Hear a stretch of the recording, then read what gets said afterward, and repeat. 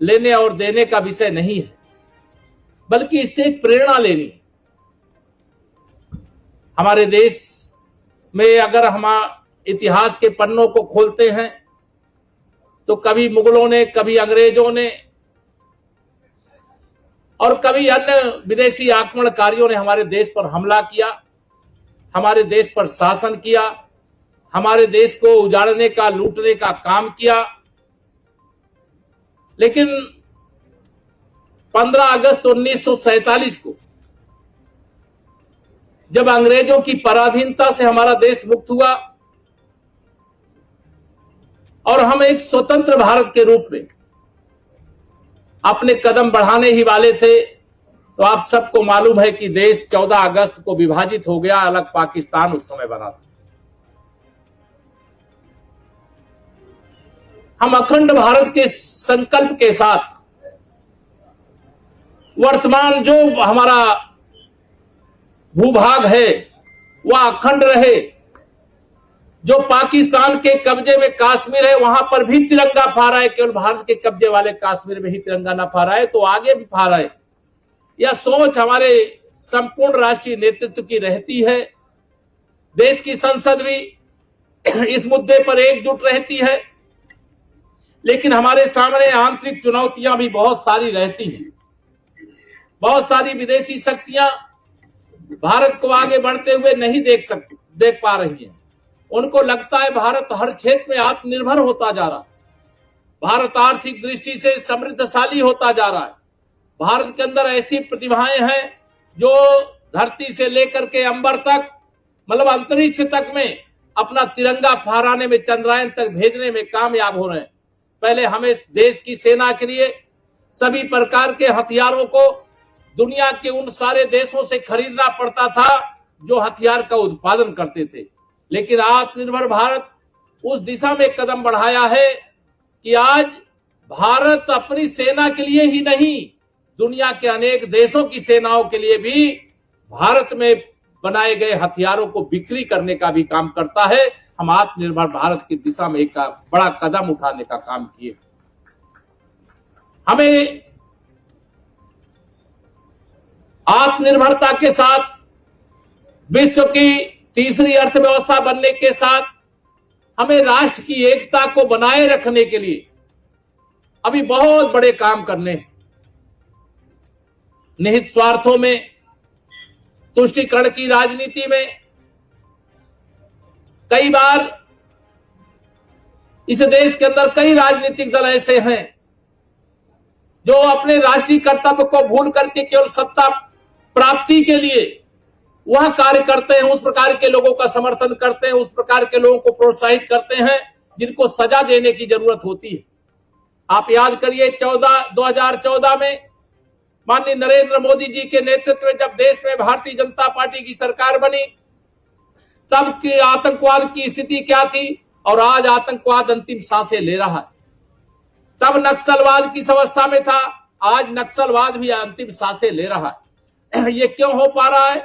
क्योंकि देश के लिए जो इच्छा शक्ति के साथ शासन करना चाहिए, वह इच्छा शक्ति वाला शासक आप सबके आशीर्वाद से, समर्थन से माननीय नरेंद्र मोदी जी के रूप में मिला है। मैं आप सबका आह्वान करता हूं, हमें सजग और सावधान रहना चाहिए। हमारे आस में, पास में, पड़ोस में, हमारे गांव में, हमारे मोहल्ले में, हम किसी सरकारी कार्यालय तो हमारे किसी सरकारी कार्यालय में कोई देश के दुश्मन किसी को माध्यम बना करके हमारी देश की एकता को खंडित करने का प्रयास तो नहीं कर रहे हैं। अगर वह ऐसा प्रयास कर रहे हैं तो उसके प्रति एक सजग पहरेदार के रूप में सैनिक केवल वह नहीं होता जो सीमा पर जाकर के सुरक्षा का दायित्व निभाता है। सैनिक भारत का 140 करोड़ भारत का नागरिक, उत्तर प्रदेश का 25 करोड़ नागरिक भी एक सैनिक की भूमिका में रहे, एक सिपाही की भूमिका में रहे। कहीं पर भी कोई राष्ट्र विरोधी गतिविधियां अगर लगता है कि चल रही है, राष्ट्र की एकता को छिन्न भिन्न करने की कोई कोशिश हो रही है, कोई उत्तर प्रदेश के अंदर माहौल खराब करने का काम कर रहा है, तो उसके लिए उचित तरीके से जहां सूचना देना चाहिए आप सजग हो, जानकार हो। आज तो तमाम प्लेटफॉर्म है, उन प्लेटफॉर्मों का इस्तेमाल करके सही जानकारी सही समय पर सही जगह पर पहुंचाने का काम हम सबको मिलकर के करने की आवश्यकता है। आज हमारा देश, हमारा प्रदेश आगे बढ़ रहा है और आज मुझे कहते हुए राष्ट्रीय एकता पुरस्कार आज जो प्रदान करने का काम होगा वह प्रदान करने के साथ ये नहीं कि राष्ट्रीय एकता पुरस्कार तो उसके लिए जो चयनित व्यक्ति है उनको दिया जाने वाला है, लेकिन राष्ट्रीय एकता के प्रति जो दायित्व है संपूर्ण राष्ट्र के नागरिकों का है और वह दायित्व अपने प्रदेश के नागरिक होने के नाते हम सबको निभाने का आज के दिन संकल्प लेना है।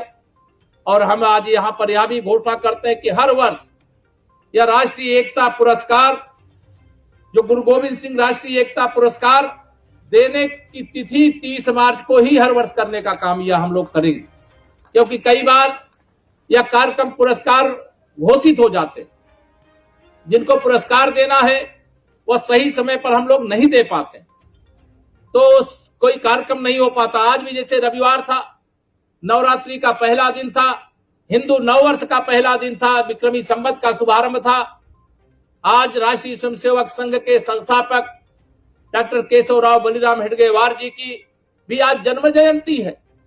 आज का दिन कई दृष्टियों से, आज ही के दिन आर्य समाज की स्थापना हुई थी, आज का दिन युगाब्द की भी शुरुआत हुई थी, संवत्सर की भी शुरुआत हुई थी। तमाम ऐसा आप सब लोग जानते हैं। आज सोशल मीडिया का प्लेटफॉर्म आप सबके पास उपलब्ध है।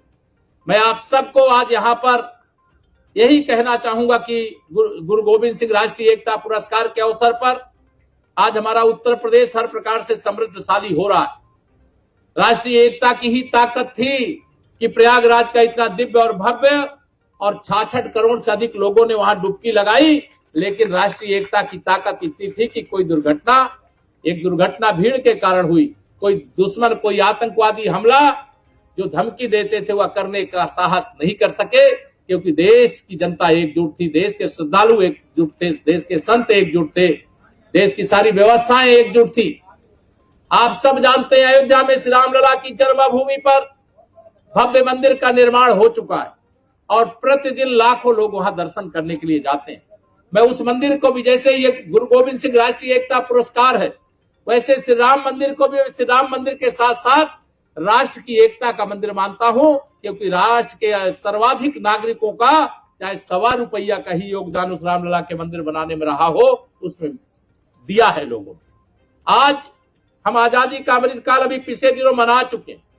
जितने भी देश की स्वतंत्रता के लिए अपना संघर्ष किए, बलिदान दिए, उनको, उनके स्थानों को, उनके बलिदान के स्थानों को, उनके जन्म के स्थानों को तीर्थ स्थल मान करके उनसे प्रेरणा लेकर के, उन्होंने इसलिए बलिदान नहीं दिया था कि राष्ट्र की एकता खंड खंड हो जाए, उन्होंने बलिदान इसलिए दिया था क्योंकि हमारा राष्ट्र अखंड रहे, भारत दुनिया का नेतृत्व करे, भारत विश्व गुरु बने, भारत किसी से पीछे न रहे। हम किसी की जमीन को कब्जा करने की कल्पना तो नहीं करते, लेकिन हमारी कोई 1 इंच भूमि पर कब्जा करने की सोचने का भी साहस न कर सके। इतना शक्तिशाली, इतना सामर्थ्यशाली, इतना प्रभावशाली यह भारत का निर्माण होना चाहिए। और मुझे पूरा विश्वास है माननीय नरेंद्र मोदी जी जैसा विश्व का सबसे शक्तिशाली, सबसे प्रभावशाली, जिनकी चर्चा अभी मैं कल भी देख रहा था, आपने भी देखा होगा, अमेरिका जो अपने दुनिया का सबसे शक्तिशाली देश माना जाता है, सबसे पैसा वाला देश माना जाता है, वहां का राष्ट्रपति स्वयं कह रहा है कि नरेंद्र मोदी जी जैसा शक्तिशाली, प्रभावशाली और उनके जैसा अनुभवी कोई मेरा दूसरा दोस्त नहीं है। भारत के प्रधानमंत्री ऐसे प्रधानमंत्री हैं, ये हम सबके लिए गर्व की बात है।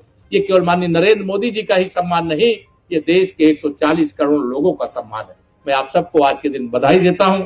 लंबा भाषण नहीं करूंगा, आप जैसा सब जानते हैं कि गुरु गोविंद सिंह सिखों के 10वें गुरु थे और उन्होंने सिख धर्म की रक्षा के साथ साथ उसके विस्तार के लिए खालसा पंथ की स्थापना की। उनके 4 पुत्र थे और चारों पुत्रों का किस प्रकार से बलिदान हुआ है, उनका जब इतिहास याद करते हैं तो खून खौल उठता है। आज भी किस प्रकार से, मतलब इतनी छोटी आयु में देश के लिए, धर्म के लिए न मरने से डरे, न लड़ने से डरे, न दीवार में चुनवाए जाने से पीछे हटे, लेकिन अपने धर्म पर अडिग रहे। ऐसे गुरु गोविंद सिंह जी और गुरुपुत्रों के प्रति मैं श्रद्धा से शीश नवाता हुआ आज गुरु गोविंद सिंह राष्ट्रीय एकता पुरस्कार के अवसर पर आए हुए सभी भाइयों का, बहनों का, सबका मैं हृदय से स्वागत करता हुआ, पत्रकार मित्रों का स्वागत करता हुआ, आज के व्यस्तता के दिन भी आप सब कवर करने के लिए आए हैं, मैं हृदय से धन्यवाद देता हुआ। और हर वर्ष 30 मार्च को हम लोग या राष्ट्रीय जो एकता पुरस्कार है गुरु गोविंद सिंह जी के नाम से उसको देने का कार्यक्रम आयोजित करेंगे, यही घोषणा करते हुए।